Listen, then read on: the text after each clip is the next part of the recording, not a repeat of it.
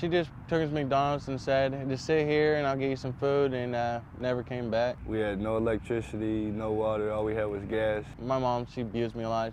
She stabbed me when I was 3 with a butter knife. Even after I got out of DHS, I was still messing up because, I didn't really look at life like life anymore. Damian Galt and Timmy Alexander are young men who've survived tough times. They grew up in foster care and say they were the kids society didn't seem to care about. At times they felt unloved, broken, unwanted, and were slipping through the cracks. I've tried to cope with my feelings through drinking, taking pills, and smoking weed, but all that has done is got me into trouble. Timmy Alexander spent most of his life in foster care. He says he was moved 144 times, ended up at the Laura Dester shelter.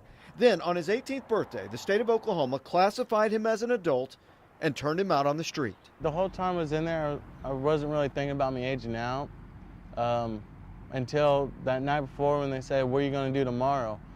And I said, "I don't know." At the Mental Health Association in Tulsa, they say kids like these are a major concern, and they say if you want to improve mental health services in Oklahoma, start with the kids who are 18 who are no longer eligible for many programs. And these kids are not, these young adults are not getting those services, and we've got to do a better job because they're becoming incarcerated, pregnant, or homeless at extremely high rates. We got to do a better job with that. They were on the roof. On the heels of the Sandy Hook tragedy, there's a lot of focus on stopping gun violence and improving mental health care to young people. And there are significant resources here in Green Country to help, such as the Calm Center in Tulsa, COPES, which deals with suicide prevention, PreventBullyingTulsa.org, and you can also call 211 to name a few.